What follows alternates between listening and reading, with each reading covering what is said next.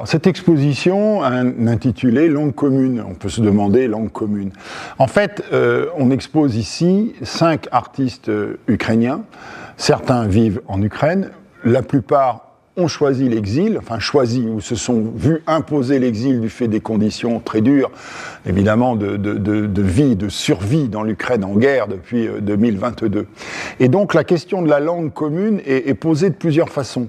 La première façon, c'est de garder la langue ukrainienne, notamment par rapport à la langue russe, puisqu'on sait qu'il y a un conflit linguistique très fort, évidemment, entre régions ukrainiennes russophones, donc revendiquent la Russie, et les régions ukrainiennes qui parlent donc l'ukrainien. Il y a d'abord on pourrait dire cet idéal des Ukrainiens, de ces artistes qui exposent ici, de conserver une langue commune, y compris quand ils ne sont plus en Ukraine. Bon, ça c'est la première façon de voir la chose. Et la seconde façon, et c'est ce que disent ces artistes, c'est qu'en fait on se retrouve dans une langue, et ce qu'on retrouve dans une langue, ce sont des mots qui parfois d'une langue à l'autre peuvent être identiques pour nommer notamment les objets, ici, les objets du quotidien.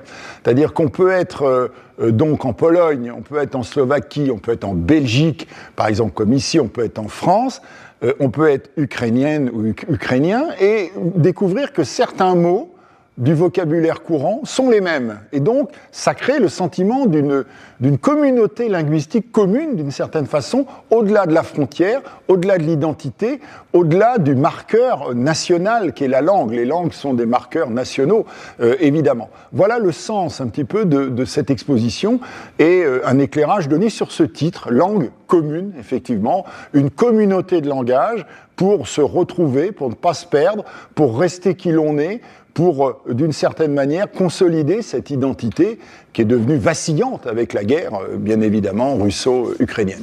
Alors,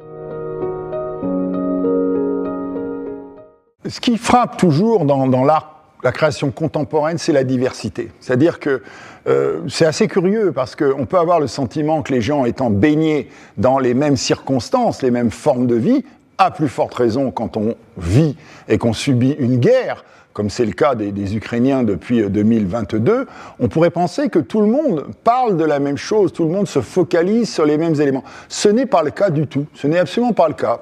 Vous avez des artistes qui vont évoquer la terre natale, sa richesse, la nostalgie qu'inspire le fait d'avoir dû partir, par exemple d'avoir dû quitter le pays natal.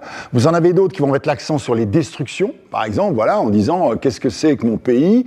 C'est un pays qui est systématiquement détruit partout où la guerre passe, donc je vais témoigner de ça. Et d'autres qui vont au contraire témoigner de leur absence au pays natal. Et ils vont parler de l'exil, ils vont parler de l'environnement dans lequel ils sont, du monde qu'ils découvrent, des rencontres qu'ils font. Donc il n'y a pas d'unité, en quelque sorte, il n'y a pas d'unité thématique, même s'il y a évidemment une unité symbolique évidente, à savoir comment reste-t-on ukrainien quand tout vous invite à ne plus l'être, à commencer par une guerre extraordinairement violente, dont la visée, en tout cas, c'est la visée des Russes, et tout simplement la disparition de votre propre pays, puisque c'était ça qui était souhaité, en tout cas, par le président Poutine quand il a lancé les opérations en février 2022. C'est un grand problème, c'est un grand problème qui est posé depuis longtemps, il est posé depuis 3/4 de siècle. C'est la question de l'opérationnalité de la culture. Bon, on ne va pas employer de grands mots, mais opérationnalité de la culture, qu'est-ce que ça veut dire ? Ça veut dire qu'on se pose la question si le fait d'être très cultivé, de se cultiver, d'être attentif à toutes les formes d'expression, à toutes les formes, on pourrait dire, d'esthétisation, de poétisation des formes de vie que nous vivons, ce qui est le travail évidemment culturel, on peut se demander si ça a un impact, et notamment un impact humaniste, c'est-à-dire si ça va minorer la violence, par exemple, si ça va réduire la barbarie. Et c'est un grand problème, et on n'a pas de réponse.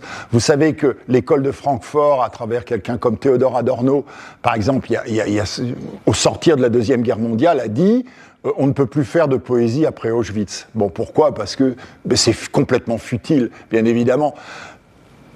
Grand pays cultivé par excellence, l'Allemagne donne finalement les camps de la mort, les camps d'extermination, quelque chose qui est de l'ordre de la barbarie absolue. Donc on ne peut pas répondre à ça.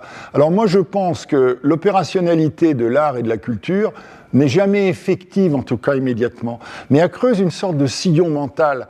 Et le fait de voir des expositions, de lire des livres, des pièces de théâtre, de bandes dessinées, même le cirque, l'opéra, etc., la musique, le fait de baigner dans cet univers-là, à un moment donné, fait entrevoir toute la fécondité d'un monde pacifié.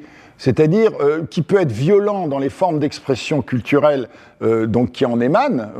Les romans peuvent être violents, les œuvres d'art peuvent être violentes, mais finalement cette violence est transformée, elle est translatée et elle produit une sorte de réflexion sur finalement ce que pourrait être un monde pacifié. Voilà, donc moi je crois au principe cathartique quand même, hein, comme disait Aristote, c'est-à-dire le fait que quand une situation est très difficile, bien évidemment, on peut la rejouer culturellement à travers une pièce de théâtre, une exposition, un roman, un poème, une symphonie, etc. Et le fait de la rejouer nous fait la méditer et donc entrevoir peut-être un dépassement de la tragédie, donc que l'histoire contemporaine véhicule quand même très fortement par les temps qui courent.